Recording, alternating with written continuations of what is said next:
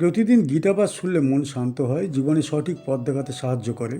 দুঃখ, ভয়, রাগ দূর হয়, আত্মবিশ্বাস বৃদ্ধি পায়। কর্ম ও ভক্তির মাধ্যমে হৃদয়ের শক্তি, ঘরে শান্তি ও জীবনে আলো নিয়ে আসে। তাই প্রতিদিন আমাদের চ্যানেল থেকে 2টি শ্লোক সহ একটি পাঠ শুনুন। বেদাহম সমতীতানি বর্তমানানি চার্জুন ভবিষ্যানি চ ভূতানি মাম তু বেদ ন কশ্চন। হে অর্জুন, আমি অতীতের সকল ঘটনা জানি, বর্তমানের সকল অবস্থাও জানি এবং ভবিষ্যতের সকল সৃষ্টির কথাও জানি, কিন্তু আমাকে যথার্থভাবে কেউ জানতে পারে না। অর্থাৎ ভগবান সকল কালের জ্ঞানী হলেও সাধারণ মানুষ তাকে সম্পূর্ণ উপলব্ধি করতে পারে না।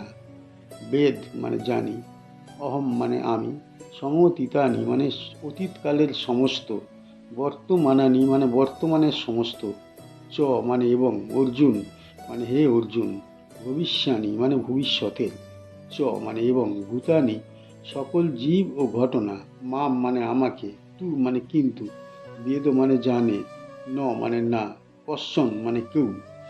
এই শ্লোকে ভগবান শ্রীকৃষ্ণ নিজের সর্বজ্ঞ রূপ স্পষ্টভাবে প্রকাশ করছেন। মানুষের জ্ঞান সর্বদা সীমাবদ্ধ।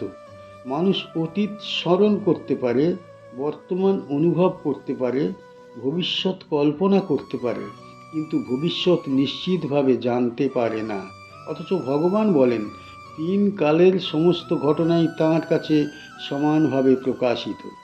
ভগবান সময়ের দ্বারা আবদ্ধ নন।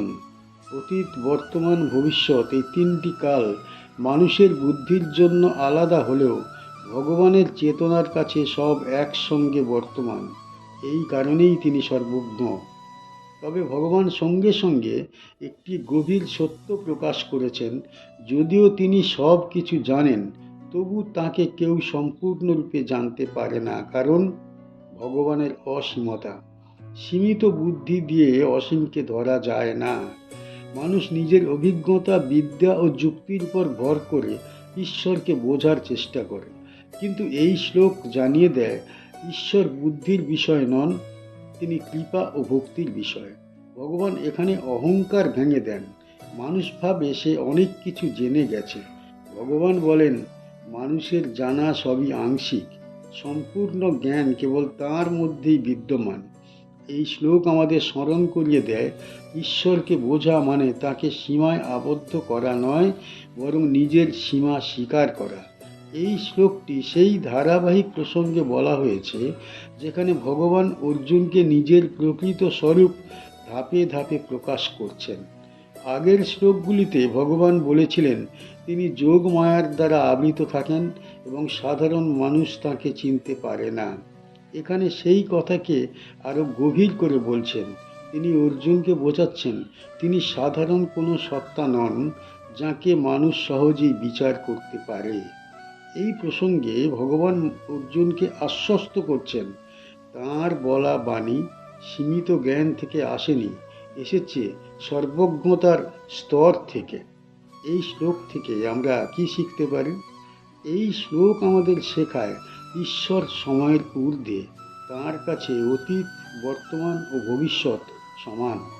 এই শ্লোক আমাদের অহংকার ভাঙে এবং বিনয় শিখতে সাহায্য করে, কারণ আমরা বুঝতে পারি আমাদের জ্ঞান সীমিত। এই শ্লোক আমাদের স্মরণ করিয়ে দেয় ঈশ্বরকে জানতে হলে কেবল যুক্তি নয়, ভক্তি ও কৃপা অপরিহার্য। এই শ্লোক জীবনে বিশ্বাস স্থাপন করতে শেখায়, কারণ যিনি ভবিষ্যৎ জানেন তার উপর নির্ভর করাই শান্তির পথ। এই শ্লোক আমাদের দৃষ্টিভঙ্গি বদলে দেয়, জীবনে অনিশ্চয়তার মাঝেও ঈশ্বরের সর্বজ্ঞ উপস্থিতি অনুভব করতে সাহায্য করে। সবশেষে এই শ্লোক আমাদের অনুপ্রাণিত করে ঈশ্বরের শরণ নিতে, কারণ যিনি সব জানেন তিনিই আমাদের প্রকৃত পথ প্রদর্শক। ইচ্ছা দেশ সমুত্থেন দ্বন্দ্বমোহেন ভারত সর্বভূতানি সম্মোহম স্বর্গে ইয়ান্তি পরন্তপ। হে ভারতবংশীয়, হে পরন্তপ, ইচ্ছা ও দেশ থেকে উৎপন্ন দ্বন্দ্ব মোহের দ্বারা এই সৃষ্টিতে সমস্ত জীব জন্ম মুহূর্তেই বিভ্রান্ত অবস্থায় পতিত হয়। অর্থাৎ জন্মের সঙ্গেই জীবের চেতনায় মোহের আবরণ এসে পড়ে।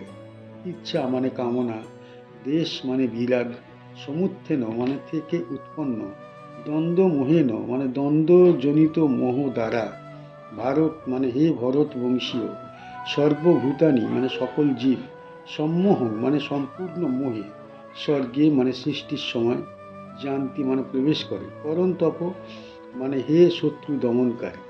এই শ্লোকে ভগবান শ্রীকৃষ্ণ জীবনের এক গভীর বাস্তব সত্য প্রকাশ করেছেন। জীব যখন এই জগতে জন্মগ্রহণ করে তখন সে শুদ্ধ চেতনা নিয়ে আসে না। জন্মের মুহূর্ত থেকেই তার মধ্যে ইচ্ছা ও দেশের বীজ সক্রিয় হয়ে ওঠে। ইচ্ছা মানে যা নিজের অনুকূলে তার প্রতি আকর্ষণ, দেশ মানে যা প্রতিকূলে তার প্রতি বিরাগ। এই দুই থেকেই দ্বন্দ্বের সৃষ্টি হয়। সুখ ও দুঃখ, লাভ ও ক্ষতি, প্রিয় ও অপ্রিয়, এই দ্বন্দ্বই জীবকে মোহগ্রস্ত করে তোলে। ভগবান বলছেন এই মোহ কোনো পরবর্তী অবস্থা নয়, এটি সৃষ্টির সঙ্গে সঙ্গেই জীবের সঙ্গে যুক্ত হয়। এই কারণেই জীব সহজে পরম সত্য উপলব্ধি করতে পারে না। মোহের আবরণ তার চেতনাকে আচ্ছন্ন করে রাখে। মানুষ ভাবে সে স্বাধীনভাবে চিন্তা করছে, কিন্তু প্রকৃতপক্ষে তার চিন্তা ইচ্ছা ও দেশ দ্বারা নিয়ন্ত্রিত। এই নিয়ন্ত্রণ তাকে বারবার ভুল পথে চালিত করে। এই শ্লোক গভীরভাবে বোঝায় যে ঈশ্বরকে না জানার জন্যে জীবকে আলাদা করে দোষ দেওয়ার দরকার নেই, কারণ মোহ তার স্বভাবগত অবস্থা। তবে এই মোহ চিরস্থায়ী নয়, ভগবৎ চেতনার দ্বারা তা অপসারিত হতে পারে। ভগবান এখানে করুণার সঙ্গে জীবের দুর্বলতা প্রকাশ করেছেন, নিন্দা করছেন না। এই শ্লোকটি সেই ধারাবাহিক প্রসঙ্গে বলা হয়েছে যেখানে ভগবান অর্জুনকে বোঝাচ্ছেন কেন সকল মানুষ তাঁর শরণ গ্রহণ করে না। পূর্ববর্তী শ্লোকগুলিতে তিনি বলেছেন তিনি সর্বজ্ঞ, জন্মহীন ও অবিনাশী, কিন্তু মানুষ তাকে জানতে পারে না। এখানে ভগবান সেই অজ্ঞানতার মূল কারণ প্রকাশ করছেন। তিনি জানাচ্ছেন মানুষের অজ্ঞানতা জন্মগত এবং তার উৎস ইচ্ছা ও দেশ। এই প্রসঙ্গে ভগবান অর্জুনকে বোঝাচ্ছেন এই মোহ থেকে মুক্তি পাওয়াই জীবনের প্রকৃত সাধনা। এই শ্লোক থেকে আমরা কি শিখতে পারি? এই শ্লোক আমাদের শেখায় জীবনের সমস্যার মূল বাইরের জগৎ নয়, নিজের চেতনার ভেতরে। এই শ্লোক আমাদের বুঝিয়ে দেয় যে ইচ্ছা ও দেশই মানুষের জীবনের অশান্তির মূল কারণ।